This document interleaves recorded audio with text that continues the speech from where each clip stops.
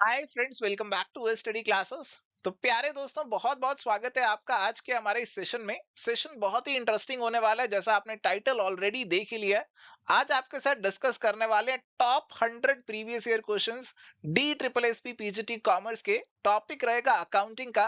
तो आइए बिना ज्यादा समय वेस्ट किए सेशन को स्टार्ट करते हैं। और हाँ, सेशन को स्टार्ट करने से पहले इस वीडियो को लाइक जरूर कर देना, क्योंकि आगे आप इतना ज्यादा खो जाएंगे सवालों में, तो ये लाइक कहीं छूट ना जाए। तो आइए फटाफट से बढ़ते हैं अपने सवालों की तरफ। एंड प्यारे दोस्तों, आगे बढ़ने से पहले ब्रीफली आपको स्टडी क्लासेस के जो कोर्सेज हैं D triple S P PGT commerce के, उनकी जानकारी भी दे देते हैं। तो अगर आप प्रिपरेशन कर रहे हैं जी, और अगर आप चाहते हैं कि आपकी डिटेल में पढ़ाई हो जाए, सारी चीजें कवर हो जाए, प्रैक्टिस भी हो जाए, तो आप हमारा ये कोर्स चेकआउट कर सकते हैं। एंड अगर आपको सिर्फ प्रैक्टिस करनी है तो क्वेश्चन बैंक भी ले सकते हैं। और अभी इन कोर्सेज पे काफी एक्साइटिंग डिस्काउंट चल रहे हैं, जिनको आप अवेल करना बिल्कुल भी मत भूलना।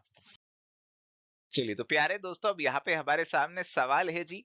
और ये जो सवाल है, इसमें कुछ कैलकुलेशन करनी पड़ेगी। आइए पढ़ते हैं सवाल को। X bought goods from Y for rupees 1 lakh less 10% trade discount and 5% cash discount. X made payment of 60% in cash. How much cash discount will X receive? अब देखो, दो डिस्काउंट है, एक ट्रेड डिस्काउंट है, कैश डिस्काउंट है। अब trade discount आपको मिलेगा, सबसे पहले आपका जो 1 लाख का सामान खरीदा उसमें 10% यानी कि 10,000 का ट्रेड डिस्काउंट मिलेगा। 90,000 की पेमेंट करनी है, और इसमें से 60% आपने कैश में करी। तो कैश डिस्काउंट आपको केवल और केवल कैश पेमेंट पे ही मिलेगा। 60% इसका हुआ जी 54,000। इसी पे आपको कैश डिस्काउंट मिलेगा, और कितना मिलेगा? 5% का मिलेगा जी। इसका 5% अगर आप करेंगे तो ये 2700 निकल कर आएगा। तो करेक्ट आंसर आपका क्या होना चाहिए? ऑप्शन नंबर 2 होना चाहिए। चलिए, तो यहाँ पे सवाल है, which of the following is not an advantage of automated accounting system? तो अगर आप एक ऑटोमेटिक अकाउंटिंग सिस्टम फॉलो कर रहे हैं, उसके बहुत से फायदे आपको होंगे, बट कौन सा फायदा नहीं है ये आपको पूछा जा रहा है। तो फटाफट से बताइए आंसर क्या होना चाहिए।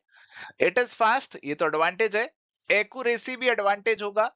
और हाई डेवलपमेंट कॉस्ट, ये एडवांटेज नहीं होगा। हाई डेवलपमेंट कॉस्ट तो मतलब डिसएडवांटेज हो गया इस सिस्टम का। Store large volume of data, ये भी एडवांटेज हो गया। तो क्लियरली हमारा जो आंसर बनेगा, that is going to be option number 3। चलिए आते हैं अगले सवाल की ओर। सवाल है, which is that part of nominal capital which is actually offered to the public for subscription? अब देखिए, कंपनी का जो नॉमिनल कैपिटल होता है, ऑथराइज्ड कैपिटल होता है, वो सारा का सारा अभी पब्लिक को एकदम से इशू नहीं किया जाता, उसमें से कम अभी पब्लिक को इशू किया जाता है। तो जो पार्ट हम पब्लिक को अभी इशू कर रहे हैं, that is refer to as issued capital.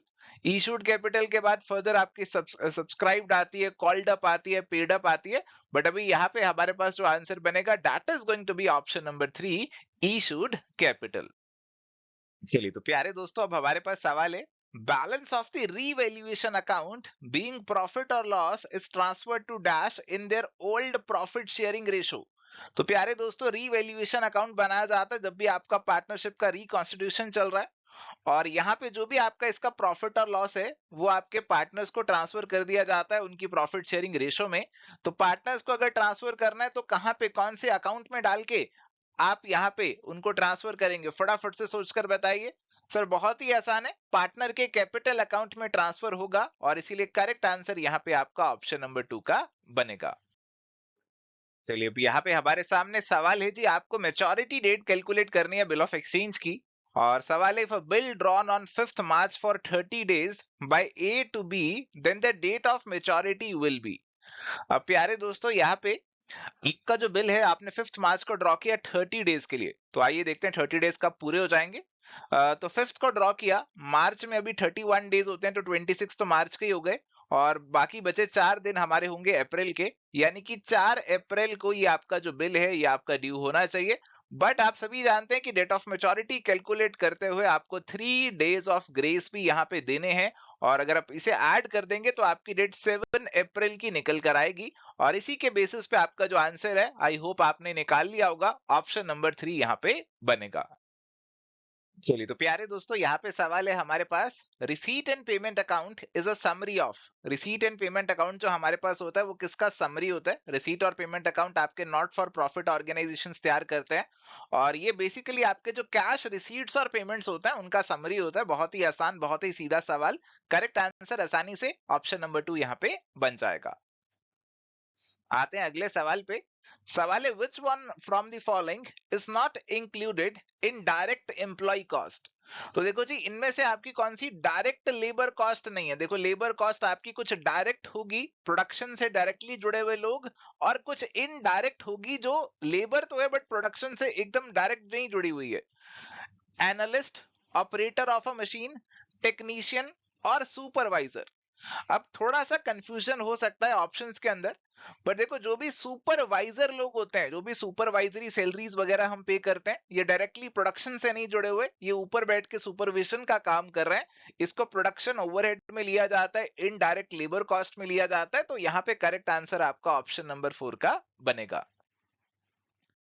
Coming to the next question, which of the following is considered as normal loss of material? तो ये सवाल भी कॉस्ट अकाउंटिंग से जुड़ा हुआ है। तो लॉस ऑफ मटेरियल आपका नॉर्मल भी हो सकता है और अब नॉर्मल भी हो सकता है। सवाल आपसे पूछ रहा है जी कि कौन सा नॉर्मल में आएगा। नॉर्मल मतलब जो हमारे कंट्रोल से बाहर है। Evaporation of petrol, careless handling of material, loss due to accident और पिल्फरेज। तो क्लियरली जो इवेपोरेशन है वो हमारे कंट्रोल से बाहर है, ये तो होना ही होना है। तो करेक्ट आंसर यहाँ पे हमारे पास बनेगा जी ऑप्शन नंबर 1 का। अगला सवाल काफी सीधा सवाल है। In double entry system accounting equation कौन सी होती है? इस सवाल में तो किसी को कोई दिक्कत नहीं आनी चाहिए, आसानी से। आई थिंक आपने अभी तक तो आंसर पहचान ही लिया होगा। Capital plus liabilities is equal to assets. Answer is going to be option number 4। चलिए अगला सवाल है, state which job computer does not do for its users in accounting. तो कौन सा काम कंप्यूटर नहीं करेगा, कौन सा काम आपको खुद ही करना पड़ेगा, कंप्यूटर कोई मदद नहीं करेगा उस काम में। Maintaining personal dairy of the users, preparation of trial balance, PNL, balance sheet, payroll analysis, stock valuation. अब देखो, जो आपकी पर्सनल डायरी है उसमें आप अपनी पर्सनल बातें लिखेंगे, वो कंप्यूटर आपके लिए कैसे कर देगा? आपकी पर्सनल बातें कंप्यूटर को कैसे पता होंगी? ये तो आप ही को पता होंगी। तो इसीलिए करेक्ट आंसर हमारे पास बनेगा जी ऑप्शन नंबर 1 का। चलिए तो प्यारे दोस्तों, यहाँ पे हमारे सामने सवाल है, the bill which requires the drawee to make payment immediately on presentation. तो आपको बिल को प्रेजेंट किया गया, दिखाया गया, आपकी नजरों के सामने, आपकी साइट के सामने लाया गया, और उसकी पेमेंट आपको इमीडिएटली करनी पड़ रही है। इस बिल को क्या बोलेंगे? आपके आंसर फटाफट से आ जाने चाहिए। हमारा जो करेक्ट आंसर यहाँ पे बनेगा, बिल्कुल सही आपने पहचाना, उसे साइट बिल यहाँ पे बोला जाएगा, कि जैसी साइट के सामने आएगा वैसे ही उसकी पेमेंट आपको यहाँ पे करनी पड़ेगी। चलिए जी, तो प्यारे दोस्तों, अब हमारे पास सवाल है, X purchased goods worth ₹15,000 from Y in cash and made payment through his bank account. बहुत बढ़िया। Accountant wrongly recorded it in the sales book treating as a credit sale. अरे बाप रे बाप, इसने तो बिल्कुल ही उल्टा कर दिया। Eight the time of rectification what will be the entries in the following accounts. तो रेक्टिफिकेशन के टाइम पे क्या एंट्रीज आप करने वाले हैं? तो जनाब, हुआ क्या था कि एक्स ने सामान खरीदा था, वाई से पेमेंट बैंक अकाउंट से हुई, तो एंट्री होनी चाहिए थी purchase debit to bank account. ये एंट्री होनी चाहिए थी, 15,000 का अमाउंट रहेगा। और हमारे जो अकाउंटेंट साहब हैं, पता नहीं कहाँ खोए हुए थे ख्यालों में किसी के, उन्होंने एंट्री क्या कर डाली, सेल्स बुक में डाल दिया एज अ क्रेडिट सेल। तो क्रेडिट सेल किया उन्होंने, वाई को डेबिट कर दिया और सेल को क्रेडिट कर दिया 15,000 से। ठीक है जी। तो अभी क्या करना पड़ेगा, हमें डेबिट किसको करना पड़ेगा? एक तो परचेज को डेबिट करना पड़ेगा, और सेल्स क्योंकि गलत क्रेडिट हो चुका है उसे डेबिट करके इसका इफेक्ट खत्म करना पड़ेगा। परचेज और सेल को डेबिट करेंगे, और ऐसे ही बैंक और वाई को क्रेडिट करेंगे। तो प्यारे दोस्तों, परचेज और सेल इसे डेबिट किया जाएगा, और वाई के अकाउंट को और बैंक के अकाउंट को क्रेडिट किया जाएगा 15,000 से। 1, 3, 4 और 6। Answer is going to be option number 4। Option 4 हमारा आंसर यहाँ पे बनेगा। चलिए अगला सवाल, फिर से कुछ गड़बड़ी है इस सवाल में। X purchased goods worth ₹5,000 from Y on credit, the accountant wrongly recorded in the sales book at the time of rectification the account of Y. अब हमने क्रेडिट पे सामान खरीदा, अब कैश में नहीं खरीदा, तो खरीदा तो एंट्री होनी चाहिए थी परचेजेस डेबिट टू वाई, किससे होनी चाहिए थी, 5,000 से होनी चाहिए थी। और उसने अकाउंटेंट ने रिकॉर्ड कर दिया सेल्स बुक में, यानी कि वाई डेबिट टू सेल्स, ये एंट्री कर दी 5,000 से। अभी वाई को क्रेडिट करना चाहिए था 5,000 से, उसने डेबिट कर दिया जी 5,000 से। तो अगर हमें वाई के अकाउंट में 5,000 क्रेडिट का इफेक्ट लेकर आना है, तो एक तो ये 5,000 खत्म करने के लिए क्रेडिट करना पड़ेगा, और एक ये इफेक्ट लाने के लिए, उसे क्रेडिटर दिखाने के लिए क्रेडिट करना पड़ेगा। यानी कि अगर हम रेक्टिफिकेशन एंट्री जो पास करेंगे, उसमें परचेज को डेबिट करेंगे, सेल्स को डेबिट करेंगे 5,000 से, और वाई के अकाउंट को क्रेडिट करेंगे जी 10,000 से। और इसीलिए करेक्ट आंसर हमारा जो यहाँ पे बनेगा, that should be option number 2। Option number 2 अगर आपने सोचा तो बिल्कुल सही आंसर है आपका। सवाल है जी अगला, which of the following types of accounts is are generally balanced. तो देखो जी, कौन से अकाउंट को बैलेंस करते हो, देखो सीधा मतलब ये है कि कौन से अकाउंट का बैलेंस बैलेंस शीट में जाता है ना, कौन से अकाउंट उसी साल में खत्म हो जाते हैं और कौन से आगे कैरी फॉरवर्ड होते हैं, बैलेंस शीट में जाते हैं। तो आप सभी जानते हैं कि 3 तरीके के अकाउंट हैं, पर्सनल, रियल, नॉमिनल। जो नॉमिनल अकाउंट है वो P&L में चले जाते हैं, उसी साल में खत्म हो जाते हैं। बट जो पर्सनल अकाउंट है, लोगों के अकाउंट है, जो रियल अकाउंट है, एसेट्स और लायबिलिटीज के खाते हैं, वो आप आगे कैरी फॉरवर्ड करते हैं। तो यहाँ पे दे आर जनरली बैलेंस्ड, इनका बैलेंस आगे कैरी फॉरवर्ड किया जाता है। तो 1 और 2 दोनों को बैलेंस करोगे, करेक्ट आंसर आपके पास यहाँ पे ऑप्शन नंबर 2 का बनेगा। चलो जी, अगला सवाल है, which of the following kind of asset is oil well. जो ऑयल का कुआं होता है वो कौन सा एसेट इनमें से होगा, ये आपसे पूछा जा रहा है। Wasting asset, liquid asset, intangible asset, या फिर फिक्स्ड एसेट।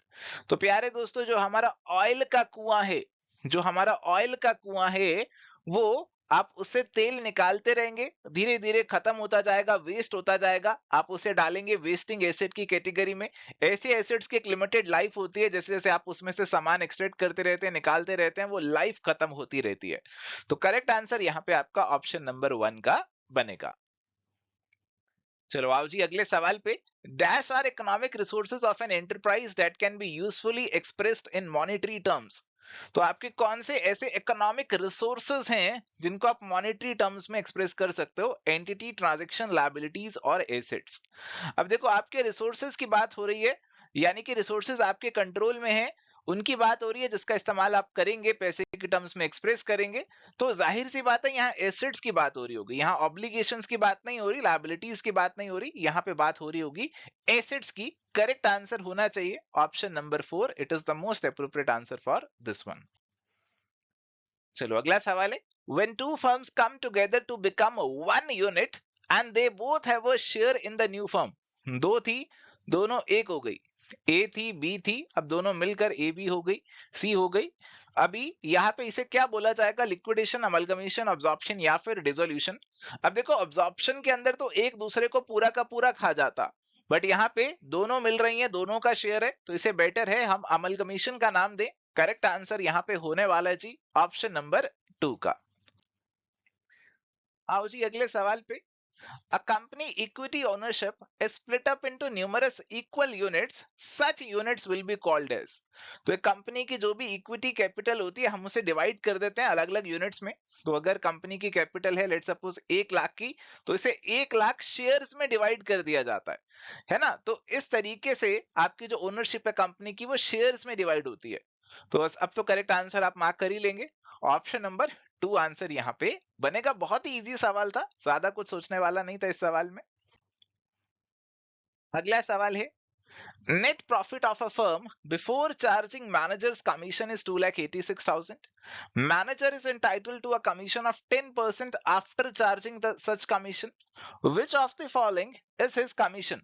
तो हमारी जो मैनेजर की कमीशन चार्ज करने से पहले प्रॉफिट है 2,86,000 का, मैनेजर को मिलना है जी कमीशन 10%, बट प्रॉफिट्स लेने आफ्टर चार्जिंग सच कमीशन। तो मान लीजिए कमीशन को माइनस करने के बाद, इसमें से मैनेजर की कमीशन माइनस करने के बाद हमारे जो प्रॉफिट्स आते हैं वो एक्स आते हैं।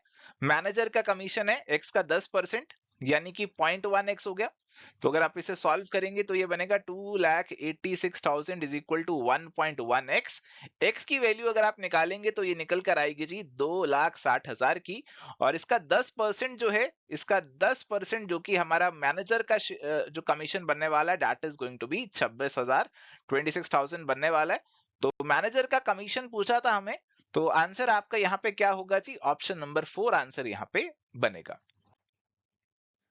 चलिए अगला सवाल है, distribution of free sample as a part of advertisement of goods, hence dash will be reduced while accounting for it. तो अभी आप फ्री सैंपल बांट रहे हैं, आपका जो सामान है उसे फ्रीली कुछ डिस्ट्रीब्यूट कर रहे हैं, तो वो सेल नहीं हो रहा है। तो आपको, आप जब अपना ट्रेडिंग अकाउंट बनाएंगे तो अपना ग्रॉस प्रॉफिट निकालते हुए ऐसे सामान, ऐसे फ्री सैंपल को हटाना पड़ेगा। P&L अकाउंट में एज एन एडवर्टाइजमेंट एक्सपेंस इसे डालेंगे, अपने ग्रॉस प्रॉफिट में ट्रेडिंग अकाउंट में इसे निकालना पड़ेगा। तो कैसे निकालेंगे इसे, फटाफट से बताइए। अब इसे जनरली हम अपनी परचेज में से रिड्यूस कर सकते हैं, हालांकि आप इसे ट्रेडिंग अकाउंट पे क्रेडिट साइड भी दिखा सकते हो, पर कई बार इसकी प्रेजेंटेशन होती है परचेज में से लेस कर दिया जाता है, ताकि आपकी नेट परचेज ही आप अपनी सेल से कंपेयर करें और अपना प्रॉफिट यहां पे कंप्यूट करें। तो करेक्ट आंसर यहां पे हमारे पास जो बनने वाला है, that is going to be option number 3। चलिए तो प्यारे दोस्तों, अभी यहाँ पे सवाल है, a firm earns 30% gross profit on sales, cost of goods sold is 9,20,500, what was the sales. तो आप सभी जानते हैं cost of goods sold plus gross profit is equal to sales. तो कॉस्ट ऑफ गुड्स सोल्ड हमें यहाँ पे दे रखी है 9,20,500 की, सेल्स को एक्स एज्यूम कर लेते हैं, और आपका ग्रॉस प्रॉफिट यहाँ पे 30% ऑफ एक्स यानी कि 0.3x हो गया। तो 9,20,500 इज इक्वल टू 0.7x आप लिख सकते हैं, या फिर x की वैल्यू निकालने के लिए 9,20,500 को डिवाइडेड बाय 0.7 लिख कर सकते हैं, इसे ऐसे लिख सकते हैं जी। तो अगर आप इसे सॉल्व करेंगे तो x की वैल्यू आपकी जो निकल कर आएगी वो आएगी 13,15,000 की निकल कर आएगी। और करेक्ट आंसर प्यारे दोस्तों यहाँ पे बन जाएगा आपका ऑप्शन नंबर 2 का। Coming to the next question, the classification of partners as sleeping and active partners is a classification based on। तो अपने पार्टनरशिप के अंदर आप पार्टनर्स को क्लासिफाई कर रहे हो एज स्लीपिंग एंड एक्टिव, तो that is going to be based on what? बताइए फटाफट से ऑप्शंस को रीड करके। जाहिर सी बात है आपने आइडेंटिफाई कर लिया होगा, this is based on the extent of participation. जो प्रॉपर पार्टिसिपेशन कर रहा है, एक्टिव रहता है, वो एक्टिव पार्टनर है। जो नहीं है actively involve, that is going to be a sleeping partner. तो करेक्ट आंसर हमारे पास यहाँ पे बनेगा ऑप्शन नंबर 1 का। सवाल है जी अगला, which of the following is not true about accounting software Tally. It is very simple to use and operate. It is available only in desktop version. It can prepare complete operating reports. तो ध्यान रखिए, आपको पूछा गया not true, तो गलत वाली statement आपको पकड़नी है। Simple to use and operate, जिसे आता है उसके लिए तो सिंपल है, जिसे नहीं आता उसके लिए मुश्किल भी हो सकता है। Available only in the desktop version. आप देखो किसी भी स्टेटमेंट में ये ओनली वर्ड आ जाए ना तो दिमाग की बत्ती जल जानी चाहिए। ओनली आने का मतलब है कि यहाँ पे कुछ गड़बड़ हो सकती है। तो ऐसा नहीं है कि ये केवल डेस्कटॉप मोड में अवेलेबल है, आज की डेट में तो क्लाउड बेस्ड सॉफ्टवेयर आ चुके हैं, मोबाइल में भी चला सकते हैं। तो ऐसा जो है ये स्टेटमेंट आपका सही नहीं है। ऑपरेटिंग रिपोर्ट्स वगैरह सब बना लेगा वो। तो हमारे पास जो आंसर आएगा that is going to be only two, that is option number 3। चलिए तो प्यारे दोस्तों, अभी हमारे पास सवाल है, capital gearing ratio is equal to common stock holder equity divided by. अब ये जो कैपिटल गियरिंग रेशियो होती है, ये क्या डिनोट करता है कि आप अपने फिक्स्ड कॉस्ट फंड से, जैसे आपके जो डिबेंचर वगैरह इशू आपने किए हुए हैं, जो लोन वगैरह हैं, उन पे फिक्स्ड रेट ऑफ इंटरेस्ट आपको पे करना है।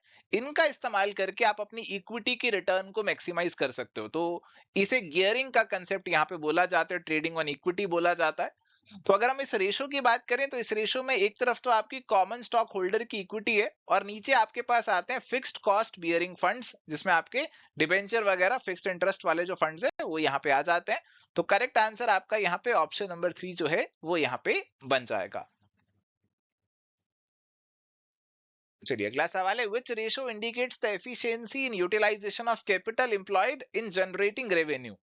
तो रेवेन्यू और कैपिटल एम्प्लॉयड, इसका आपको कुछ संबंध पूछा जा रहा है। तो फटाफट से ऑप्शंस को अगर आप रीड करेंगे तो केवल हमारे पास ऑप्शन नंबर 1 ऐसा बचता है जो कैपिटल एम्प्लॉयड और सेल्स का रिलेशन की बात कर रहा है। तो इसी का इस्तेमाल यहाँ पे कर सकते हैं। बाकियों में तो आपका कैपिटल एम्प्लॉयड और रेवेन्यू का रिलेशन तो नहीं आ रहा है।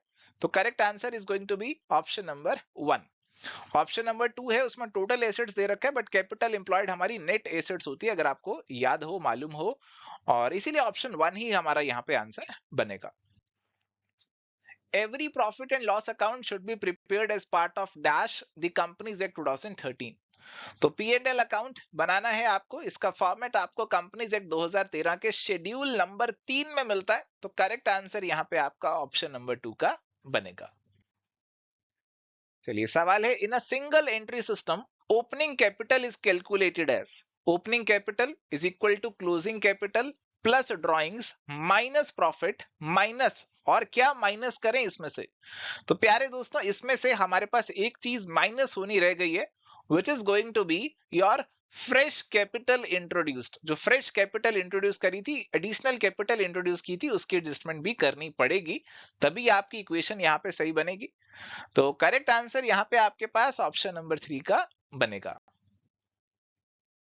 Buying and selling of fixed asset is. तो फिक्स्ड एसेट की बाइंग और सेलिंग ये ऑपरेटिंग एक्टिविटी नहीं है, क्लियरली आपकी कैश फ्लो स्टेटमेंट के अंदर एक इन्वेस्टिंग एक्टिविटी होगी, और आंसर यहाँ पे ऑप्शन नंबर 4 सीधा सीधा बन जाएगा। चलिए सवाल है, in a balance sheet closing stock is valued at. तो क्लोजिंग स्टॉक की वैल्यूएशन बैलेंस शीट में किस पे करते हैं, ये आपसे पूछा जा रहा है।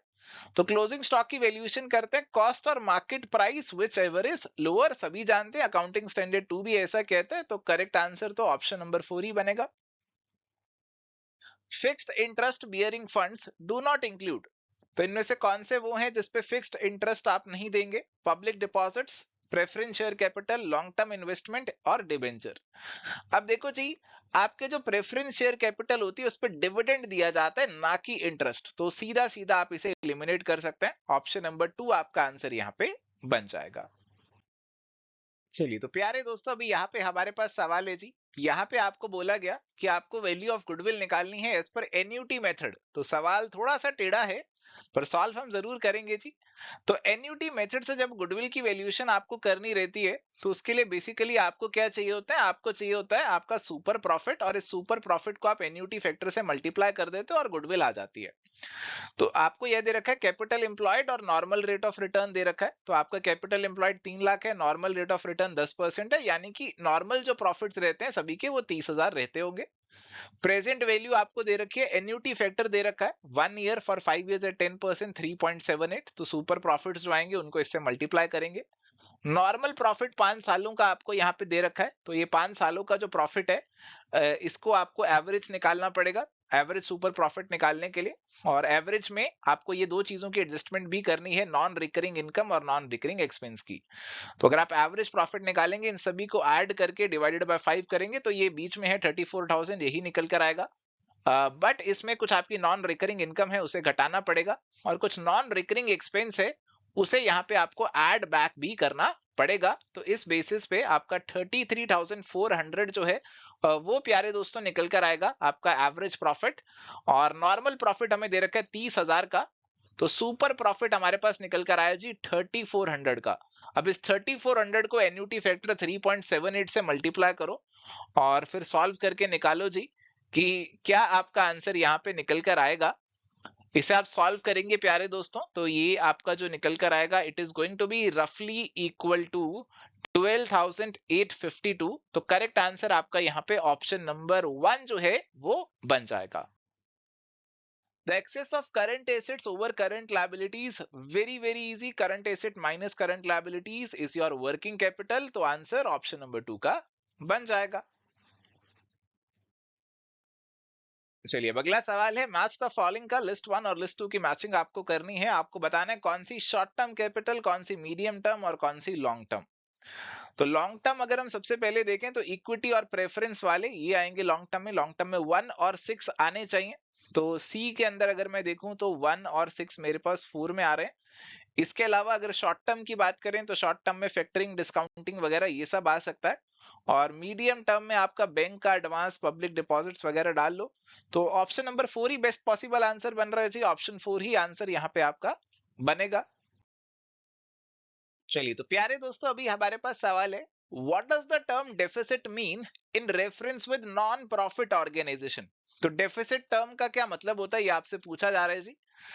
तो डेफिसिट का मतलब क्या रहता है? डेफिसिट का मतलब है, क्या है जी बताइए। इनकम एंड एक्सपेंडिचर अकाउंट जब आप बनाएंगे, तो अगर आपकी एक्सपेंडिचर साइड ज्यादा है, इनकम साइड कम है, तो इसका मतलब है कि this is a case of deficit. यहां पे नहीं आएगा डेफिसिट, तो इधर आएगा बैलेंसिंग फिगर आपका, इनकम कम है, एक्सपेंडिचर ज्यादा है, तो ये डिनोट करेगा excess of expenditure over income, यानी कि ऑप्शन नंबर 2 आपका आंसर यहां पे बनेगा।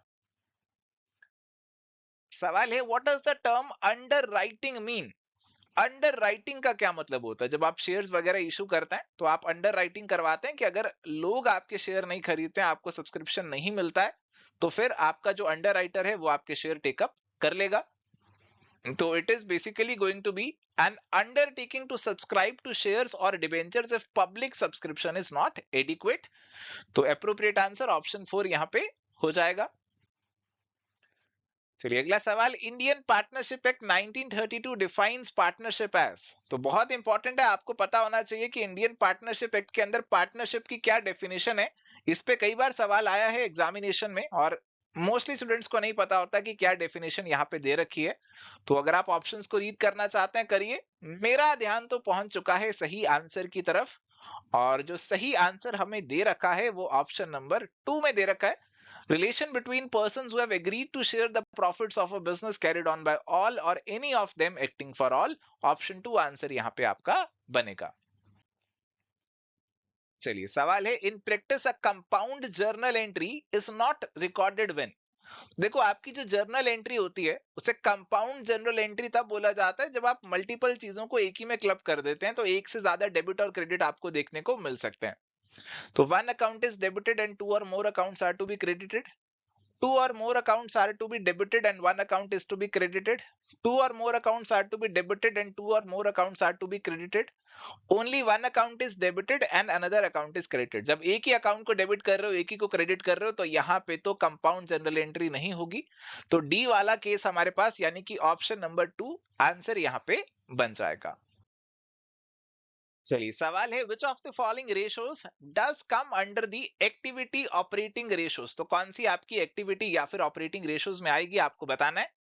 करंट रेशियो नहीं आएगी, प्रोप्राइटरी भी नहीं आएगी, क्विक भी नहीं आएगी, इन्वेंट्री टर्नओवर रेशियो ये आपकी एक्टिविटी रेशियो है जी।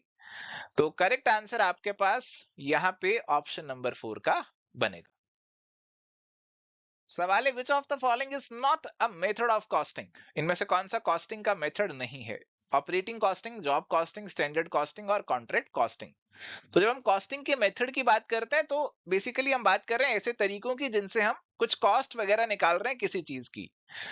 बट यहाँ पे हमारे पास जो स्टैंडर्ड कॉस्टिंग है, it is not a method of costing, it is rather a technique of costing. जो स्टैंडर्ड कॉस्टिंग, मार्जिनल कॉस्टिंग, ये सब चीजें होती हैं, they are a technique of costing. Okay, ये आपकी मेथड में नहीं आती। मेथड के अंदर आपकी job costing, batch costing, contract costing, process costing और ये सारी चीजें आती हैं। तो करेक्ट आंसर आपके पास यहाँ पे ऑप्शन नंबर 3 का बन जाएगा।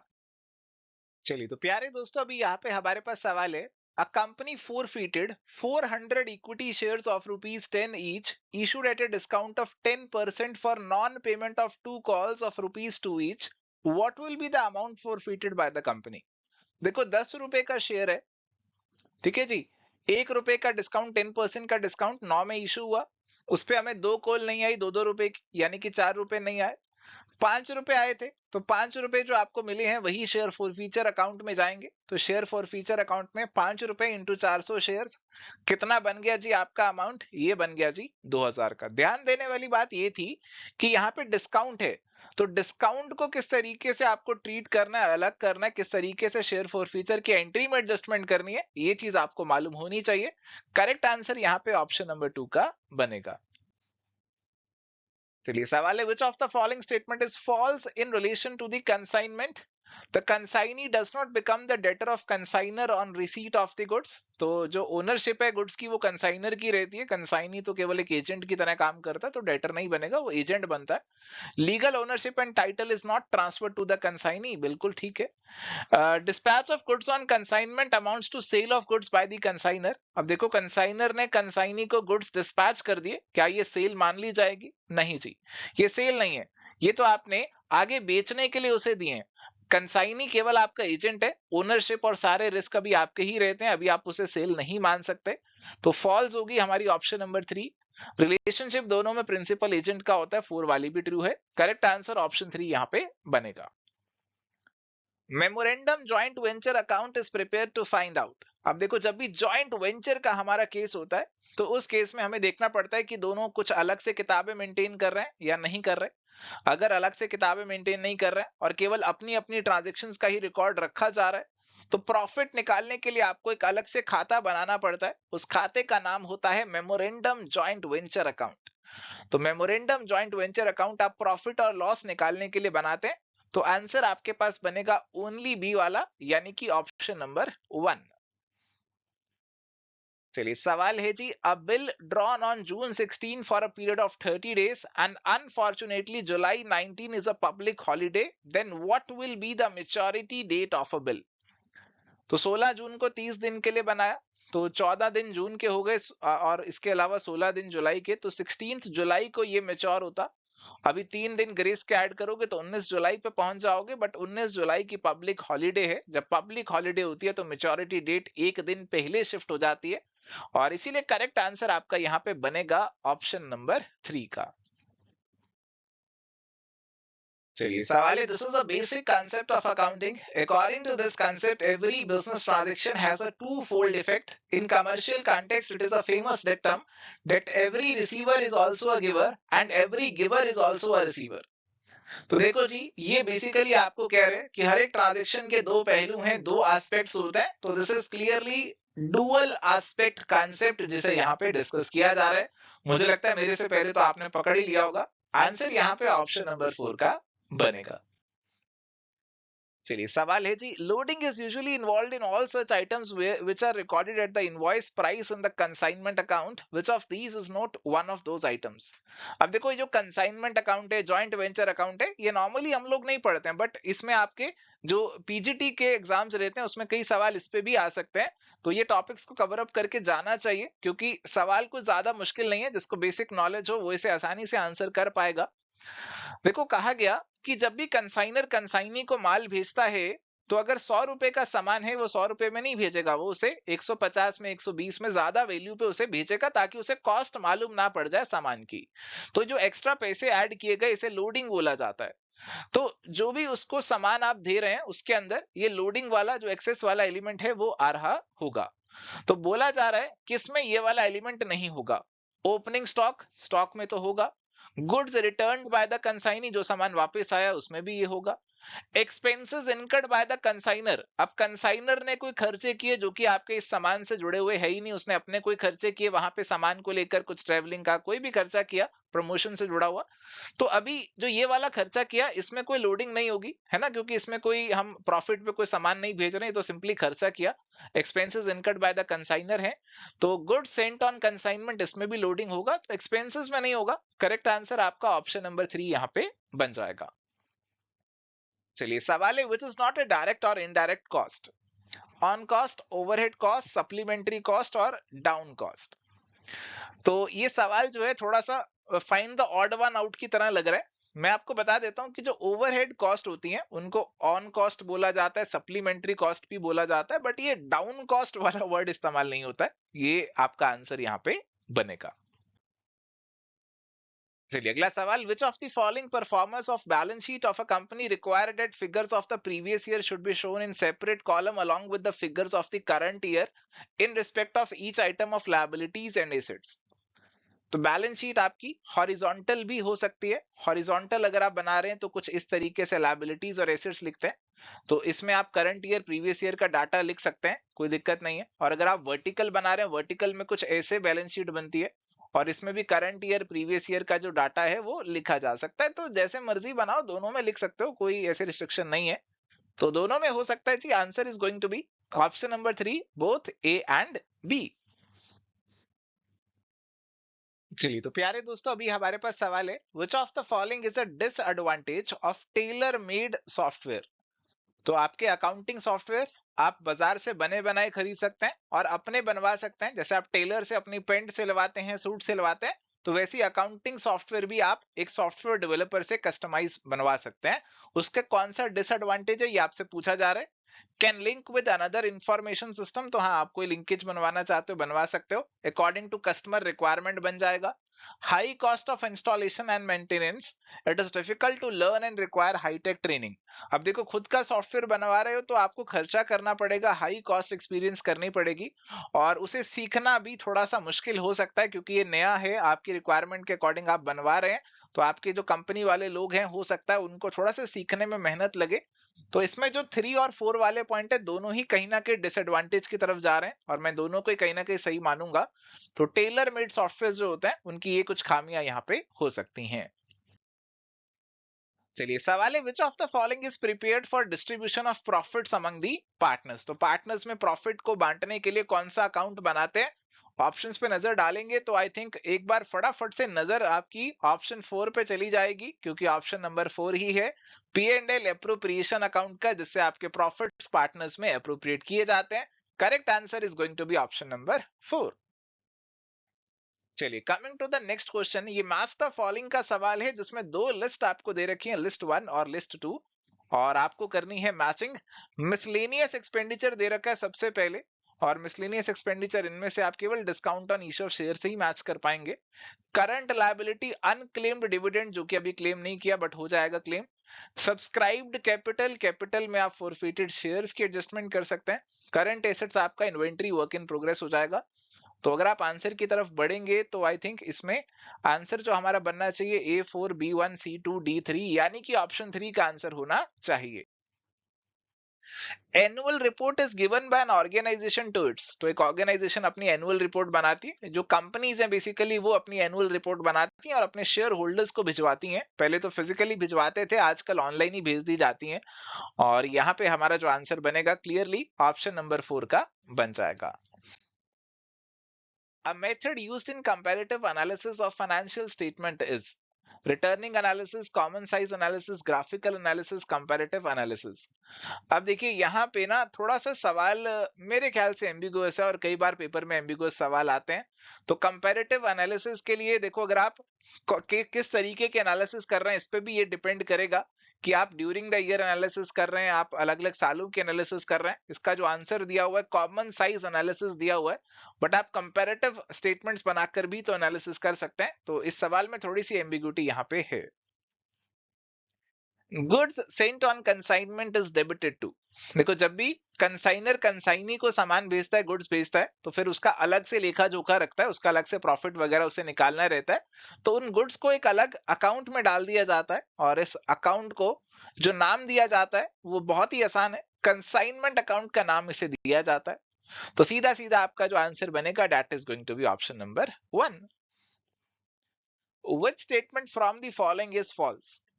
Private company does not issue prospectus. तो हाँ, प्राइवेट कंपनी को क्या जरूरत है, क्योंकि शेयर तो इशू करने नहीं। During the call in advance bank account is debited and call in advance is credited. तो ठीक है, बैंक में पैसे आएंगे।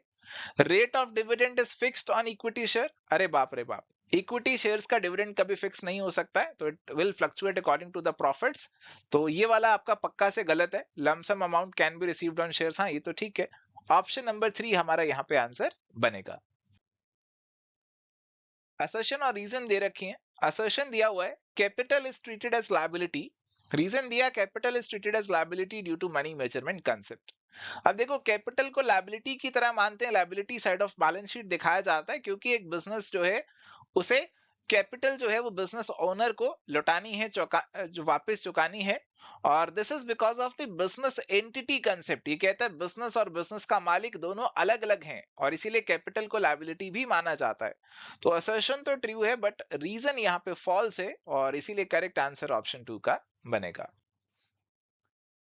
सवाल है A B and C share profits and losses in the ratio of 3:2:1. What will be the new profit sharing ratio of A and C if B retires from the business. तो A B और सी है 3:2:1 की ratio है. अभी B चला जाएगा तो ए और सी रहेंगे, 3:1 की रेशो हो जाएगी. अगर आप कैलकुलेट करेंगे तब भी यही आएगा. अनलेस एंड अनटिल सवाल में बताया जाए कि ए और सी फ्यूचर में क्या रेशो मेंटेन करके चल रहे हैं या क्या उनका गेन सेक्रीफाइस रहेगा, तो आप कोई नई रेशो नहीं निकालोगे, है ना, क्योंकि ऐसा कुछ नहीं बताया. अगर कुछ नहीं लिखा हुआ साइलेंट है तो पुरानी रेशो ही कंटिन्यू की जाती है. और इसीलिए 3:1 का जो आंसर है ऑप्शन नंबर 1 हमारा यहाँ पे बन जाएगा. सवाल है securities and exchange board of India has laid down which of the following. तो बेसिकली आपसे मिनिमम सब्सक्रिप्शन पूछी जा रही है, कितनी होनी चाहिए. अब यहाँ पे देखो जी, मिनिमम सब्सक्रिप्शन 90% कहा गया, 60% कहा गया, और दो ऑप्शन में तो ये मैक्सिमम सब्सक्रिप्शन लिख दिया. मैक्सिमम तो 100% से भी ऊपर भी कई बार चली जाती है. तो मिनिमम सब्सक्रिप्शन कम से कम आपकी 90% की होनी चाहिए. और ऑप्शन नंबर 1 में ये चीज हमें देखने को मिल रहा है जी. तो ऑप्शन नंबर 1 आंसर हमारा यहाँ पे बन जाएगा. चलिए तो प्यारे दोस्तों, अभी यहाँ पे हमारे पास सवाल है, which statement from the following is false. कौन सी स्टेटमेंट गलत है. Mortgage debentures are secured debenture. तो मॉर्टगेज डिबेंचर्स कुछ गिरवी रखा हुआ है, मॉर्टगेज रखा हुआ है, तो सिक्योर्ड होंगे. Bearer debentures can be transfer to any person. तो ये बियरर है, किसी का नाम नहीं लिखा हुआ, तो आप इसे ट्रांसफर कर सकते हैं. Company can issue debentures for consideration other than cash. तो बिल्कुल कर सकते हैं. Coupon rate debentures is fixed rate of interest. अब देखो, ये कूपन रेट डिबेंचर वो है जिन डिबेंचर के साथ कूपन लगे हुए हैं और कूपन के बेसिस पे आपको इंटरेस्ट मिल जाता है. अब ये जो कूपन लगे हुए हैं इस पे या तो फिक्स्ड रेट ऑफ इंटरेस्ट हो सकता है या फ्लोटिंग भी हो सकता है. फ्लोटिंग मतलब लिखा हो सकता है कि इस पे जो इंटरेस्ट रहेगा वो that will be according to जो एफडी का इंटरेस्ट रेट है. इस तरीके से फ्लोटिंग रेट ऑफ इंटरेस्ट भी हो सकता है जो कि चेंज होता रहेगा, फ्लक्चुएट करता रहेगा. तो फिक्स्ड कहना गलत हो जाता है और इसीलिए करेक्ट आंसर हमारे पास जो बनेगा that is going to be option number 4. अगला सवाल है, state the ratio in which the partners share the profit और loss on revaluation of assets and reassessment of liabilities. तो अगर आप रीवैल्यूएशन वगैरह कर रहे हैं नए पार्टनर के आने के समय, तो आपके पुराने पार्टनर्स जो हैं वो अपनी ओल्ड प्रॉफिट शेयरिंग रेशियो के अंदर यहाँ पे जो भी प्रॉफिट है या लॉस है उसे यहाँ पे बियर करते हैं. तो करेक्ट आंसर आसानी से मार्क किया जा सकता है जी. ओल्ड प्रॉफिट शेयरिंग रेशियो के अंदर ये सारी एडजस्टमेंट्स होती हैं. तो ऑप्शन नंबर 2 आपका आंसर बनेगा. सवाल बहुत ही आसान. If a company issued 50,000 shares and received application for 60,000 shares, it is the case of. तो 50,000 की एप्लीकेशन और आपको शेयर्स रिसीव हो गए, एप्लीकेशन रिसीव हो गए 60,000 शेयर्स के. तो it is clearly a case of over subscription. ज्यादा एप्लीकेशन आपको आ गए. तो answer is going to be option number 1. चलिए सवाल है, goods sent on consignment is stolen, what type of loss will it be called. तो अगर आपका लॉस जो है वो थेफ्ट की वजह से, आपके गुड्स चोरी हो गए उसकी वजह से लॉस है, तो क्या ये एक नॉर्मल लॉस है. नहीं, नॉर्मल लॉस नहीं है. ये आपका एक अबनॉर्मल नेचर का लॉस है. और प्यारे दोस्तों, आप इसे यहाँ पे अबनॉर्मल लॉस की कैटेगरी में डालेंगे. Answer is going to be option number 1. चलिए सवाल है अगला, मेन में कम मेन में go but the business enterprise continues, this is based on which accounting concept. तो आपके लोग आएंगे चले जाएंगे बट आपकी कंपनी, आपकी बिजनेस वो चलती जाएगी चलती जाएगी. This is clearly based on going concern accounting concept कि आपका बिजनेस तो चलता ही जाएगा. और इसीलिए करेक्ट आंसर यहाँ पे हमारे पास बनेगा ऑप्शन नंबर 1. बहुत ही आसानी से आई थिंक आपने आंसर कर दिया होगा. सवाल है, from which of the following sources the debenture redemption reserve is created. DRR जो आप क्रिएट करते हैं कहां से क्रिएट करते हैं जी, बताइए फटाफट से ऑप्शंस रीड कीजिए. जो डिबेंचर की रिडम्पशन के लिए कंपनीज हर साल अपने प्रॉफिट का एक हिस्सा निकालती हैं और इस रिजर्व में डालती हैं. तो ये रिजर्व्स आपके प्रॉफिट से क्रिएट किए जाते हैं. करेक्ट आंसर यहाँ पे ऑप्शन नंबर 3 का बनेगा. चलिए तो प्यारे दोस्तों, अभी यहाँ पे हमारे पास सवाल है, x limited forfeited 100 equity shares of ₹10 each for non-payment of first call of ₹2 per share. The final call of ₹2 per share was yet to be made. What can be the amount of discount at which the shares can be reissued? तो 10 रुपए का share था और उसमें से 2 की final call तो अभी आपने करी नहीं है. तो अभी आपने मंगाए कितने थे, अभी आपने 8 रुपए मंगाए थे शेयर्स के ऊपर. एंड प्यारे दोस्तों, यहाँ पे 8 रुपए आपने मंगवाए थे और आपको 2 रुपए तो मिले नहीं। आपको मिले कितने? 2 तो मिले नहीं, आपको मिले 6 रुपए। पहली कॉल 2 रुपए की आपको मिली नहीं, 6 रुपए आपको मिले थे इन शेयर्स के ऊपर। तो जो 6 रुपए मिले होंगे आपने उसे शेयर फॉर फीचर अकाउंट में डाल दिया होगा, और इसी शेयर फॉर फीचर का आप इस्तेमाल कर सकते हैं आगे शेयर्स को डिस्काउंट पे री इशू करने के लिए। तो 6 रुपए पर शेयर यानी कि 100 शेयर्स पे 600 रुपए का डिस्काउंट आप दे सकते हैं। हमें पर शेयर ही पूछा हुआ है, तो करेक्ट आंसर यहाँ पे आपका ऑप्शन नंबर 3 का बन जाएगा। चलिए सवाल है, a statement of source and application of funds is a technical device designed to analyse the changes in the financial condition of a business enterprise between two dates, this is known as. तो source और application of funds की जब भी बात हो जाए तो किसकी बात हो रही होगी? बात हो रही होगी फंड फ्लो स्टेटमेंट की। तो सीधा सीधा सही आंसर ऑप्शन नंबर 2 का बनेगा। Under which of the following schedules to the Companies Act 2013 computation of depreciation has been provided? तो डेप्रीसिएशन किस रेट पे लगेगा, कैसे कंप्यूट किया जाएगा, ये आपका बता रखा है कंपनीज एक्ट 2013 के शेड्यूल नंबर 2 में। तो करेक्ट आंसर ऑप्शन नंबर 3 का आपका यहाँ पे बनेगा। चलिए सवाल है, which of the following factors is not taken into account for calculating exact amount of depreciation? तो कौन सा फैक्टर आप कंसीडर नहीं करेंगे? Estimated selling price, scrap value, useful life, cost of the asset including installation, commissioning, trial run expenses.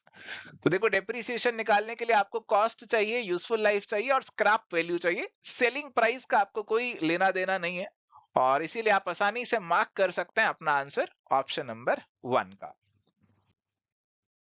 चलिए सवाल है, which of the following is not the cause of depreciation? कौन सा depreciation का कारण नहीं है? Unexpected obsolescence, expected obsolescence due to technological changes, a flux of time even when good is not being used, wear and tear due to use in business. अभी देखो कोई भी आप एसेट खरीद कर लाते हो तो वो डेप्रीशिएट होता है, यानी कि धीरे धीरे ग्रेजुअली उसकी वैल्यू कम होती है। क्यों होती है? क्योंकि आपकी धीरे धीरे टेक्नोलॉजी में चेंजेस आने लगते हैं, नई टेक्नोलॉजी आती है, और जैसे जैसे टाइम बीतता चला जाता है, चाहे आपने लेट सपोज एक गाड़ी खरीदी, उसे साल भर चलाया भी नहीं, फिर भी 1 साल बाद उसकी वैल्यू कम हो जाती है due to efflux of time, समय के बीतने से। वियर एंड टीयर, अगर आप उसे बिजनेस में यूज कर रहे हैं तो यूज करने से वियर एंड टीयर होता है, तो उसकी वैल्यू कम होती है, डेप्रिसिएशन उस पर आपको लेना पड़ता है। अनएक्सपेक्टेड ऑब्सोलेसेंस की अगर हम बात करें, अगर अनएक्सपेक्टेड ऑब्सोलेसेंस हो जाए तो उस एसेट की वैल्यू एकदम गिर जाएगी, यहाँ पे कुछ ग्रेजुअल नहीं होगा। अनएक्सपेक्टेड मतलब कि आज आप लेट सपोज गाड़ी खरीद कर लाए और कल ही लेट सपोज एक नई टेक्नोलॉजी आ गई जिसने गाड़ियों को बिल्कुल ही खत्म कर दिया कि अब गाड़ी की जरूरत ही नहीं पड़ेगी। अब आपके ऐसे हेलीकॉप्टर आ गए हैं जो गाड़ी भी बन जाते हैं, उड़ भी जाते हैं, तो गाड़ियां आपकी बिल्कुल बेकार हो गई। अनएक्सपेक्टेड ऑब्सोलेसेंस आपका डेप्रिसिएशन का कारण नहीं है। अनएक्सपेक्टेड ऑब्सोलेसेंस से तो एकदम एसेट की वैल्यू जीरो हो जाएगी, बट डेप्रिसिएशन से तो ग्रेजुअली आपकी जो एसेट की वैल्यू है वो जीरो होती है। तो करेक्ट आंसर ऑप्शन नंबर 1 यहाँ पे बनेगा। चलिए तो प्यारे दोस्तों, अब यहाँ पे हमारे पास सवाल है, Mr. Shukla started a business and did not maintain the financial books according to double entry system. He introduced fresh capital of 13,000 and withdrew rupees 10,000 for personal use on 31st March 2019. His assets and liabilities were, आपको दे रखे हैं, creditors 90,000, debtor 125,600, cash 24,980। Profit for year कितना होगा? तो शुरुआत में उन्होंने 13,000 capital लगाई थी, और हम क्लोजिंग बैलेंस शीट यहां पर बना सकते हैं, उससे क्लोजिंग कैपिटल पता लग जाएगी। हालांकि इसे क्लोजिंग स्टेटमेंट ऑफ अफेयर्स का नाम दिया जाता है सिंगल एंट्री सिस्टम में। और तो यहाँ पे हमें डेटर्स दे रखे हैं जी 125,600 के, कैश दे रखा है 24,980 का, और इसके साथ ही क्रेडिटर्स जो आपको दे रखे हैं 90,000 के दे रखे हैं। इसके बेसिस पे अगर आप बैलेंसिंग फिगर निकालें अपनी कैपिटल, इसे सॉल्व करें, तो मैंने कर लिया है जी सॉल्व। ये निकल कर आता है 60,580, 60,580 निकल कर आता है। तो ओपनिंग आपने 13,000 निकाले थे और 13,000 लगाए थे, और बीच में आपने 10,000 निकाले भी, तो क्लोजिंग बैलेंस आपका 3,000 होना चाहिए था, बट क्लोजिंग बैलेंस आपका 60,580 है, यानी कि जो डिफरेंस है, जो 57,580 का डिफरेंस है, डिनोट्स योर प्रॉफिट। तो आप अपने क्लोजिंग और ओपनिंग को कंपेयर करके ड्रॉइंग्स की एडजस्टमेंट करके आपका जो प्रॉफिट है वो यहाँ पे कंप्यूट कर सकते हैं। करेक्ट आंसर यहाँ पे ऑप्शन नंबर 4 बन जाएगा जी, 57,580। चलिए तो प्यारे दोस्तों, अभी यहाँ पे सवाल है, which of the following is are non current intangible asset, तो इनटेंजिबल एसेट आपको पहचानने हैं जी। इनटेंजिबल एसेट कौन से हैं? व्हीकल्स और फर्नीचर तो आपके क्लियरली टेंजिबल होते हैं, ये इनटेंजिबल नहीं होते। ट्रेडमार्क और कंप्यूटर सॉफ्टवेयर ये आपकी इनटेंजिबल की कैटेगरी में आ सकते हैं जी, और इसीलिए करेक्ट आंसर आपका यहाँ पे ऑप्शन नंबर 4 का 3 एंड 4 ओनली का बन जाएगा। चलिए तो प्यारे दोस्तों, सवाल है which of the following statements is not true in respect of the significance of financial analysis. तो कौन सी स्टेटमेंट यहाँ पे ट्रू नहीं है? It reflects the changes in price level. It is significant for stock exchange authorities. It helps to judge the efficiency of business. It helps to identify the trend of business. तो प्यारे दोस्तों, आपसे पूछा जा रहा है कि अगर हम फाइनेंशियल एनालिसिस की सिग्निफिकेंस की बात करें तो कौन सी स्टेटमेंट गलत है, ट्रू नहीं है? देखो, हमारी जो फाइनेंशियल एनालिसिस जब हम करते हैं उसकी एक लिमिटेशन होता है कि प्राइस लेवल चेंजेस को डिस्क्लोज नहीं करता, आपका जो इन्फ्लेशन का इफेक्ट है उसे कंसीडर नहीं करता, तो एक लिमिटेशन है। ठीक है जी, तो इसीलिए करेक्ट आंसर आपका ऑप्शन नंबर 1 बनेगा, क्योंकि प्राइस लेवल चेंजेस यहाँ पे रिफ्लेक्ट नहीं होते। बाकी सारे पॉइंट तो ठीक है फाइनेंशियल एनालिसिस के कॉन्टेक्स्ट में, बट 1 वाला तो पक्का गलत है। तो answer is going to be option number 1। सवाल है which of the following benefits is not offered by job costing.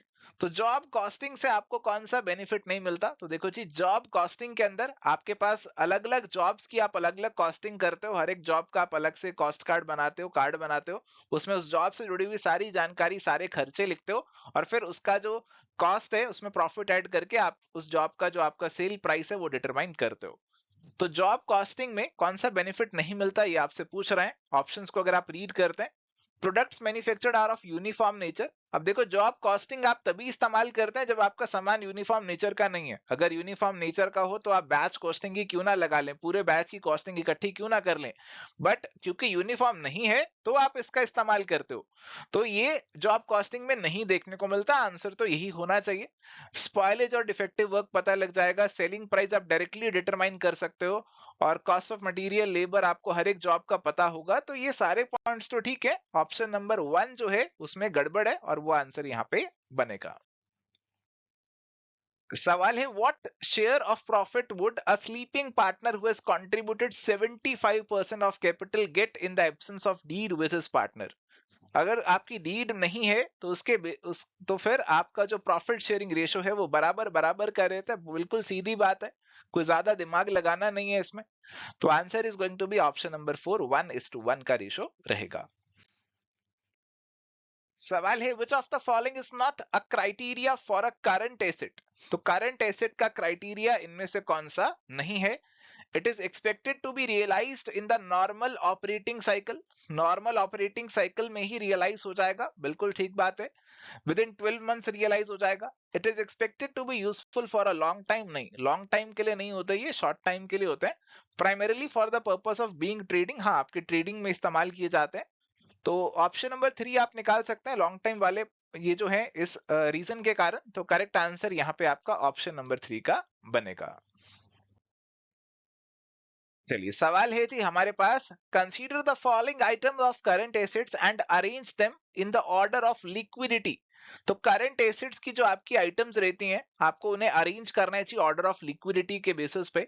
तो अभी बताया नहीं गया कि आपको सबसे कम लिक्विड से सबसे ज्यादा लिक्विड पे जाना है या सबसे ज्यादा लिक्विड से सबसे कम पे जाना है। तो दोनों अरेंज करके देखो कौन सा ऑप्शन आ रहा है, उसके हिसाब से मार्क कर दो।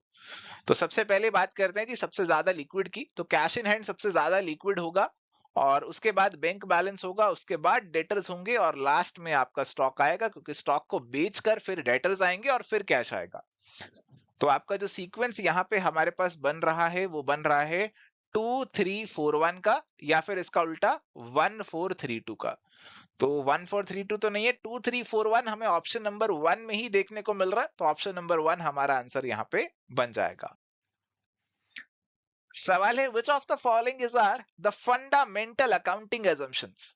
तो देखो जी, फंडामेंटल अकाउंटिंग एजम्पशंस वो हैं जो कि मानी जाती हैं कि आपने फॉलो करी हैं, चाहे आपने अपने नोट्स में मेंशन किया या नहीं किया। इट विल बी एज्यूम्ड कि आपने इनको तो फॉलो किया ही है। अगर आप इनको फॉलो नहीं कर रहे तो आपको स्पेसिफिकली लिखना पड़ेगा कि मैंने ये फॉलो नहीं करी। 3 हमारी फंडामेंटल अकाउंटिंग एजम्पशंस रहती हैं, गोइंग कंसर्न, कंसिस्टेंसी और एक्रूअल, और इसीलिए करेक्ट आंसर आपके पास जो यहाँ पे बनेगा that is going to be option number 3। चलिए तो प्यारे दोस्तों, यहाँ पे हमारे सामने सवाल है, which of the following is not true about capital reserve.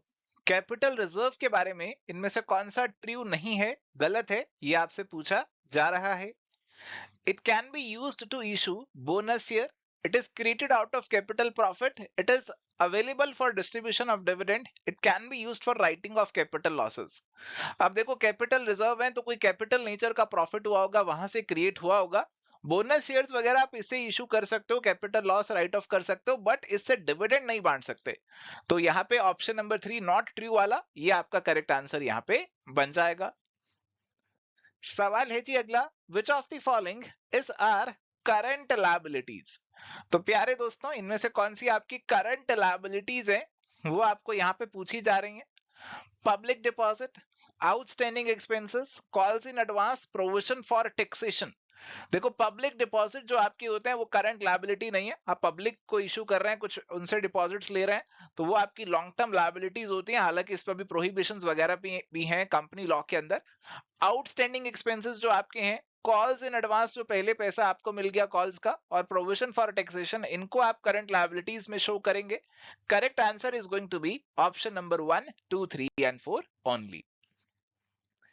सवाल है जी अगला, which of the following is not a feature of bills of exchange. तो बिल ऑफ एक्सचेंज का कौन सा फीचर नहीं है। Order to make payment is conditional. It is an order to make payment. It should be in writing. The maker of the bill must sign it.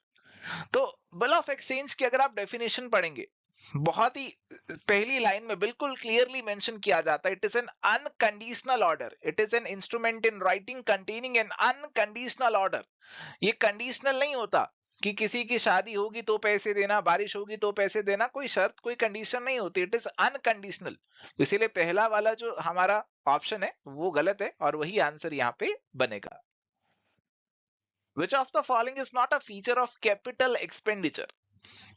They yield benefit over a long period. They are debited to P&L.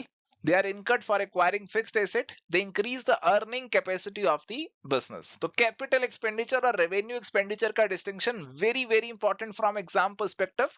तो capital expenditure का कौन सा feature नहीं है वो आपसे पूछा जा रहा है। तो capital expenditure आप कोई fixed asset खरीद रहे हैं, कोई बड़ा खर्चा कर रहे हैं, P&L में नहीं जाएगा, ये आपकी बैलेंस शीट में जाएगा। तो डेबिटेड टू P&L अकाउंट वाला जो ऑप्शन नंबर 2 है, आपने पहचान ही लिया होगा, वो गलत है। Correct answer is going to be option number 2। चलिए सवाल है, when a company tries to cover up its bad financial position it is known as. तो कई बार कंपनी की फाइनेंशियल पोजीशन अच्छी नहीं होती, बट फिर भी वो उसे थोड़ा सा बेहतर दिखाने की कोशिश करती है। वो यहाँ पे अगर ऐसा कुछ कर रही है तो इसे टेक्निकली क्या बोला जाता है। अगर आप ऑप्शंस को रीड करेंगे तो करेक्ट आंसर यहाँ पे बने वाला है जी ऑप्शन नंबर 4 का विंडो ड्रेसिंग। इसे बोला जाता है कि आप ऊपर ऊपर से कुछ ड्रेसिंग कर रहे हैं। बैलेंस शीट आपकी एक विंडो है फाइनेंशियल पोजीशन की, और आप उसकी कुछ ड्रेसिंग कर रहे हैं, कुछ बिंदी सुरमा उस पर लगा रहे हैं, ताकि जो नीचे उसके घाव हैं वो आप उसके छुपा लें, कुछ मेकअप करके घाव को छुपा लें। इसे विंडो ड्रेसिंग यहाँ पे बोला जाता है। अगला सवाल है, at the time of registration of a company, memorandum of association mentions the amount of capital a company is authorised to raise from the public, this capital is known as.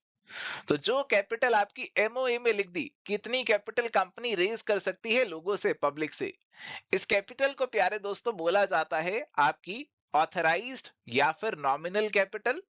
और ये तो बहुत ही आसान सवाल है, करेक्ट आंसर आपका option number 1 यहाँ पे बन जाएगा। सवाल है अगला, when two companies join and liquidate to give birth to a new company, that process is known as।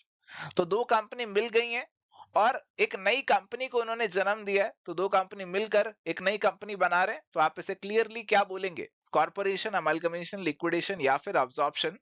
तो प्यारे दोस्तों, आपका जो ब्रॉडर टर्म यहाँ पे है वो अमलगमेशन का है, अब्जॉर्प्शन भी अमलगमेशन में ही आ जाता है। तो अमलगमेशन हमारा करेक्ट आंसर यहाँ पे बनेगा। ऑप्शन नंबर 2 जो है that is going to be the correct answer. सवाल है, under which of the following sub heads in the balance sheet of a company goodwill will appear. तो गुडविल कहां अपीयर करेगी। Intangible asset, current asset, unamortized asset या फिर tangible asset. तो clearly आप जानते हैं कि गुडविल आपका एक इनटेंजिबल एसेट होता है जिसे आप देख नहीं सकते, छू नहीं सकते। तो ये आपका यहाँ पे इनटेंजिबल एसेट्स के साथ ही शो होगा। तो करेक्ट आंसर बिल्कुल ठीक, ऑप्शन नंबर 1 यहाँ पे बनेगा।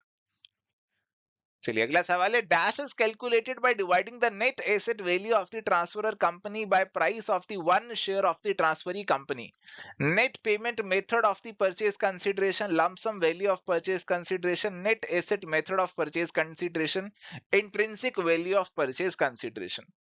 अब जब भी आपको एक कंपनी को टेक ओवर करना है, एक्वायर करना है, तो आपको यहाँ पे उसे परचेज कंसीडरेशन देने, खरीदने के बदले पैसा देना है। तो ये कैलकुलेट करने के अलग अलग तरीके आपके पास होते हैं। कई बार तो एक लमसम पैसा पकड़ा दिया जाता है, कई बार आप शेयर होल्डर्स को अलग अलग पेमेंट करते हो, इक्विटी वालों को पैसे दिए, प्रेफरेंस वालों को पैसे दिए, आप उसका टोटल निकाल लेते हो कि टोटल पेमेंट हमने यहाँ पे कितनी करी थी। कई बार आप एसेट्स और लायबिलिटीज टेकअप करते हो, एसेट्स और लायबिलिटीज जो आप टेकअप कर रहे हो उसमें से एसेट्स और लायबिलिटीज को माइनस करके आपकी परचेज कंसिडरेशन निकल कर आ जाती है। कई बार आप अपने एसेट्स की इंट्रिंसिक वर्थ देखते हो और उसके हिसाब से परचेज कंसीडरेशन को डिटरमाइन करते हो। आप डिटरमाइन करते हो कि आपके एसेट्स की वर्थ कितनी है, इसके बदले कितने शेयर दिए जाने चाहिए।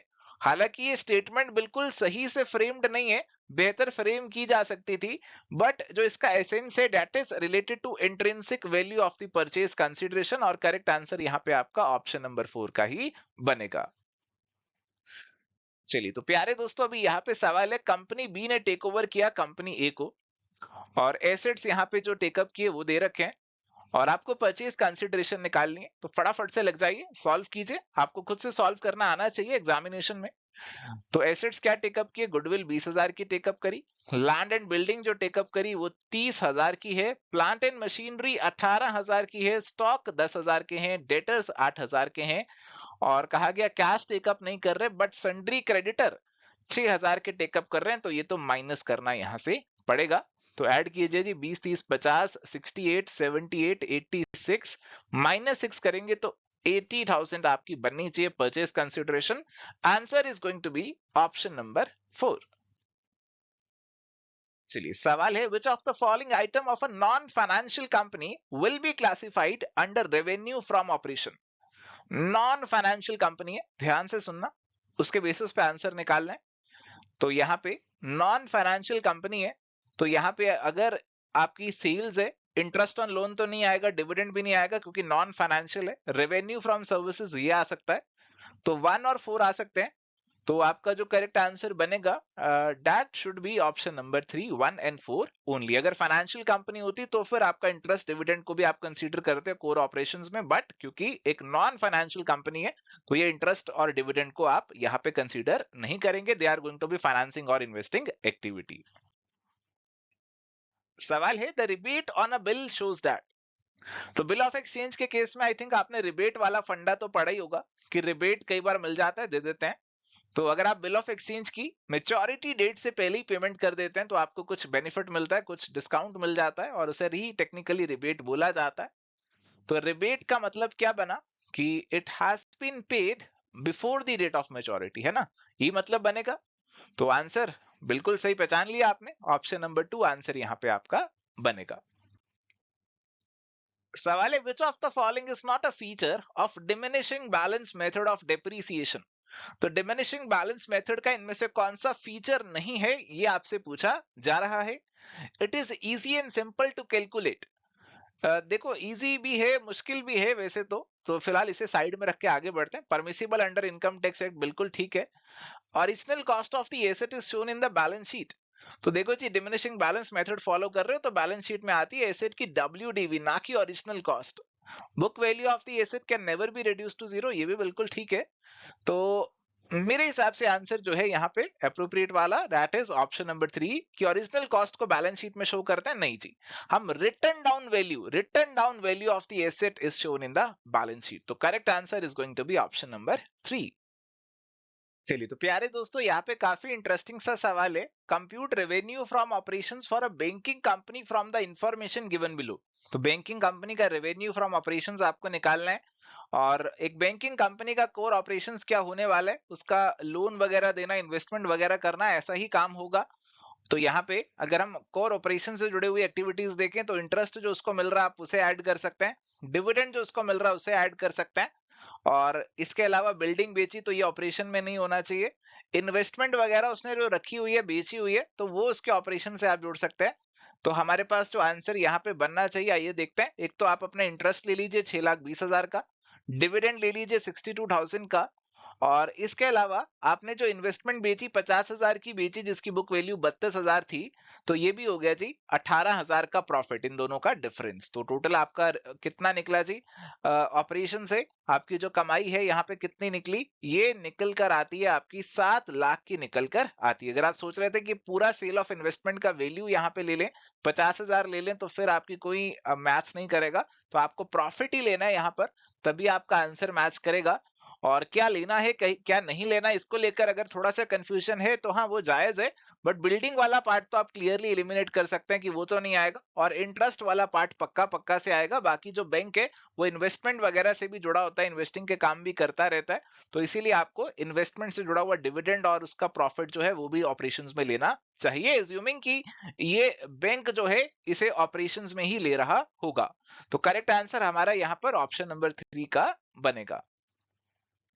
सवाल है जी अगला, the accumulated loss in case of partnership is. तो पार्टनरशिप के केस में हमारा जो एक्यूमुलेटेड लॉस है, तो अगर आपकी पार्टनरशिप की बैलेंस शीट में आपको एक तरफ दिखने को मिल रहा है जी पी एंड एल का बैलेंस, डेबिट बैलेंस होगा पी एंड एल का, तो इसका मतलब है कि ये वो लॉस है जो भी पी एंड एल से हमने पार्टनर को ट्रांसफर नहीं किया, अभी बैलेंस शीट में एज इट इज खड़ा किया हुआ, अभी इसे कैपिटल अकाउंट से एडजस्ट नहीं किया है। तो अगर आप ऑप्शंस को रीड करेंगे यहाँ पर, ऑप्शंस को रीड करेंगे यहाँ पर, तो प्यारे दोस्तों ये बेसिकली आपके वो लॉसेस हैं जिनको आपने पार्टनर के कैपिटल अकाउंट में डेबिट नहीं किया, अभी आपने पी एंड एल को डेबिट करके रखा हुआ है। यूजुअली क्या होना चाहिए, ये आपका ट्रांसफर हो जाना चाहिए पार्टनर के कैपिटल अकाउंट में, तो partners capital account debit to P and L, ये आपकी एंट्री हो जानी चाहिए, और ये जो लॉस है ये पार्टनर के कैपिटल अकाउंट में चला जाना चाहिए। बट अगर नहीं गया है तो ये आपके एक्यूमुलेटेड लॉस की फॉर्म में बैलेंस शीट में पड़ा रहेगा। The losses which are not yet debited to the partner's capital account are the accumulated losses. Correct answer option number 2 यहाँ पे बनेगा। चलिए अगला सवाल बिल्कुल सीधा, बिल्कुल आसान। A provision is, तो प्रोविजन और रिजर्व के बीच में डिफरेंसेस तो आप सभी ने करे होंगे, पढ़े होंगे। तो provision is basically a charge against the profit, reserve is an appropriation, provision is a charge against the profit. तो करेक्ट आंसर आपके पास यहाँ पे बनने वाला है ऑप्शन नंबर 1 का। सवाल है जी, identify which statement is incorrect according to partnership act 1932। तो पढ़िए फटाफट से सारी स्टेटमेंट्स को। A minor can be admitted as a partner in the firm. When a partner is admitted, the assets and liabilities are revalued. The incoming partner has to bring the amount of capital along with the amount of goodwill. A partner can be admitted without the consent of all other partners. तो ये जो without word आ गया, एक partner नया ला सकते हैं बिना सभी पार्टनर्स की सहमति से, तो यहाँ गड़बड़ है। अगर नया पार्टनर लाना है तो सबकी सहमति होनी चाहिए, और इसीलिए हमारा ऑप्शन नंबर 4 यहाँ पे गलत है, इनकरेक्ट है, आंसर ये आपका बन जाएगा। चलो सवाल है, which of the following items should be included in current liabilities while calculating current ratio. तो इनमें से कौन सी करंट लायबिलिटी है वो आपको बताना है। Bank OD, goodwill, loan on mortgage और बैंक लोन। तो क्लियरली आइडेंटिफाई कर सकते हो कि आपका जो बैंक ओवरड्राफ्ट है वो आपकी करंट शॉर्ट टर्म लायबिलिटी होगा। करेक्ट आंसर ऑप्शन नंबर 1 यहाँ पे बनेगा। चलिए सवाल है, subscription received in advance by any non profit organisation are shown as. तो हमारी जो नॉन प्रॉफिट ऑर्गेनाइजेशन होती है उनको सब्सक्रिप्शन का पैसा मिलता है और कई बार एडवांस में मिल जाता है। तो एडवांस में मिला तो इनकम नहीं है, अगले साल का पैसा है, एडवांस में मिल गया तो अभी हमारे लिए एक लायबिलिटी की तरह है, तो इसे कैरी फॉरवर्ड करना पड़ेगा अगले साल में। तो आप इसे कहां पे शो करेंगे, इनकम एक्सपेंडिचर में नहीं दिखाएंगे, बैलेंस शीट में एसेट नहीं है, एक लायबिलिटी है, लायबिलिटी साइड पे जाएगा जी बैलेंस शीट की। Correct answer is going to be option number 4। चलिए तो प्यारे दोस्तों, अब यहाँ पे सवाल है, dash is the technique use to study the relationship between cost, volume and profit. तो सीवीपी एनालिसिस की बात हो रही है, मार्जिनल कॉस्टिंग से आप इसे जोड़ सकते हैं जी। और अगर आप ऑप्शंस को रीड करेंगे तो यहाँ पे आपका जो ब्रेक इवन एनालिसिस होता है उसके अंदर आप ये सारी चीजें करते हैं। Break even analysis is also a part of marginal costing. और यहाँ पे करेक्ट आंसर अभी हमारा जो बनने वाला है, that is going to be option number 4। चलिए अगला सवाल है, ratio of current assets to current liabilities आपको दे रखी है।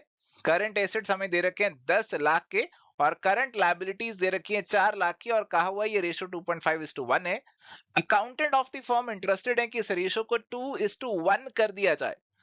तो उसके लिए कुछ करंट एसेट्स को क्रेडिट पे खरीदेंगे, कुछ करंट एसेट्स बढ़ेंगे, कुछ करंट लायबिलिटी बढ़ेंगी। तो आपको बताना है कितने करंट एसेट्स वो खरीदें। तो इसे 2:1 बनाने के लिए आपको कुछ करंट एसेट लेने हैं और कुछ करंट लायबिलिटी ऐड करनी है। दोनों सेम अमाउंट से ऐड होंगी, दोनों को एक्स ले लेते हैं और इसे सॉल्व करते हैं। एंड अगर आप इसे सॉल्व करेंगे प्यारे दोस्तों, तो आपकी जो एक्स की वैल्यू निकल कर आएगी वो यहाँ पे 2 लाख की निकल कर आएगी। यानी कि 2 लाख के एसेट खरीद लो क्रेडिट पे, तो 12 lakh divided by 6 lakh, 12 lakh current asset, 6 lakh current liability, आपकी रेशियो 2:1 हो जाएगी। करेक्ट आंसर ऑप्शन 4 यहाँ पे बनेगा। सवाल है, according to Indian Partnership act 1932, rate of interest on capital to the partners is. तो अभी ये वाला जो सवाल है ये थोड़ा सा एम्बिगुअस लग रहा है मेरे को यहाँ पर, क्योंकि इंटरेस्ट ऑन लोन तो दिया जाता है, ये कैपिटल की बात हो रही है, और आंसर 5.5, 5, 6 और 8 दिया हुआ है। तो अगर कोई प्रोविजन नहीं है इंटरेस्ट ऑन कैपिटल को लेकर, तो इंटरेस्ट कैपिटल पे नहीं दिया जाता, बट हाँ लोन पे दिया जाता है 6%। तो इस सवाल के अंदर आप अगर आंसर मार्क करना चाहते हैं तो एक 6% ही है जो रेट आपको पार्टनरशिप एक्ट में देखने को मिलता है। तो 6% वाला आंसर लगा लो, बट इस सवाल में कुछ गड़बड़ है, आप इसे स्किप भी कर सकते हैं। चलिए अभी यहाँ पे हमारे पास सवाल है, A and B are partners sharing profits in the ratio of 2:1। Find the sacrifice और gain due to change in profit sharing ratio if they decide to share profit equally. तो अभी वो 2:1 में शेयर कर रहे हैं, ए 2/3 है, बी 1/3 है। अभी 1/2 वो करेंगे, अगर बराबर बराबर करेंगे तो अभी देखते हैं जी यहाँ पे हमारे पास क्या चेंज आता है। तो ये हमारे पास बनता है 1/6 का। और अगर हम बी की बात करते हैं तो बी जो है वो गेन करेगा 1/6, और ए जो है वो लूज करेगा, सेक्रीफाइस करेगा 1/6। तो अभी हमारा जो सेक्रीफाइस होगा वो ए की तरफ से होगा। ए पहले ज्यादा ले रहा था, अब कम लेगा, और बी जो है वो गेन कर लेगा 1/6 को। तो करेक्ट आंसर आपके पास यहाँ पे ऑप्शन नंबर 4 का बनेगा। मैंने पहले ओल्ड प्रॉफिट शेयरिंग लिख दी, पहले नई लिखनी चाहिए थी, तो आपको शायद ये माइनस प्लस में उल्टा नहीं देखने को मिलता। बट आई थिंक लॉजिकली आपने समझ लिया कि करेक्ट आंसर ऑप्शन 4 यहाँ पे बनेगा। चलो अगला सवाल है, which of the following is the correct provision for interest of partners loan in the absence of partnership deed. तो देखो जी, अगर पार्टनर ने लोन दिया, पार्टनरशिप डीड नहीं है, तो फिर भी पार्टनर के लोन पे तो इंटरेस्ट दिया जाएगा। कितने रेट पे? 6% पे दिया जाएगा। चाहे प्रॉफिट है चाहे लॉस है, ये दिया जाएगा। तो करेक्ट आंसर आपका यहाँ पे बनने वाला है, बिल्कुल ठीक पकड़ा आपने, बिल्कुल ठीक पहचाना, ऑप्शन नंबर 3 आपका करेक्ट आंसर यहाँ पे बनेगा। सो थैंक यू प्यारे दोस्तों, ये था जी आज का हमारा डिस्कशन। तो अगर आपको आज का इस सेशन पसंद आया तो इस वीडियो को लाइक जरूर कर देना, क्योंकि काफी मेहनत लगती है ऐसे इतने सारे सवाल आपके साथ इतने छोटे से समय में डिस्कस करने के लिए। तो अगर आपको ये मेहनत पसंद आई और आप चाहते हैं ऐसे और सेशंस आपके लिए लेकर आए, तो फटाफट से इस वीडियो को लाइक जरूर कर दीजिए। और अगर आप तैयारी कर रहे हैं पीजीटी कॉमर्स एग्जामिनेशन की, तो आप विजिट कीजिए हमारी वेबसाइट या फिर डाउनलोड कीजिए एवर स्टडी की ऐप। तो वहां से आप हमारे जो डिफरेंट कोर्सेज हैं या फिर प्रैक्टिस के लिए क्वेश्चन बैंक्स हैं उनको भी चेकआउट कर सकते हैं। तो यहाँ पे इस सेशन को एंड करते हैं, मिलेंगे नेक्स्ट सेशन में। Till then goodbye, take care, all the best.